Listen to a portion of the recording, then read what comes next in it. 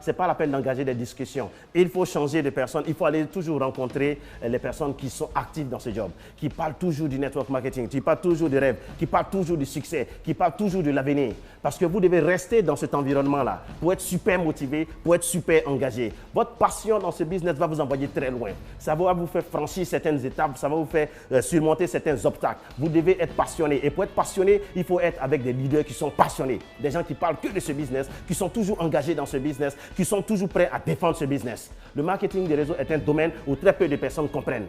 Beaucoup de personnes vont dire non, très peu de personnes vont dire oui. Mais vous devez être toujours entouré avec des personnes qui disent oui, qui sont prêts pour ça et qui sont engagés pour ce business. Vous avez besoin de cette passion pour conserver votre rêve.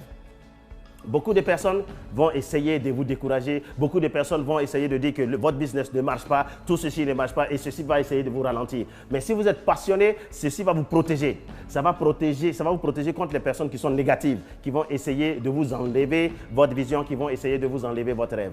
Le dernier point qui est le plus important, c'est de savoir pourquoi est-ce que vous faites ce business. C'est d'avoir votre rêve.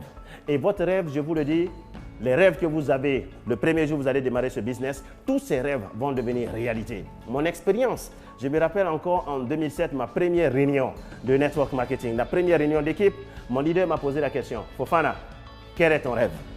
Et quand il m'a posé la question, j'étais perdu. J'ai dit, mais qu'est-ce qu'on appelle rêve?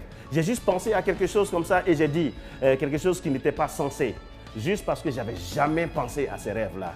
Et vous voyez, donc, et après la nuit, quand je suis reparti à la maison, j'ai commencé à penser réellement à qu'est-ce que je veux. Et ce jour-là, tout ce que j'ai écrit sur ma liste, toutes ces choses-là sont devenues réalité. Tous les rêves que j'avais le jour où j'ai démarré ce business, tous ces rêves sont devenus réalité. Donc, je vous garantis une chose, si vous avez des rêves et que vous suivez cette vidéo, tous vos rêves vont devenir réalité.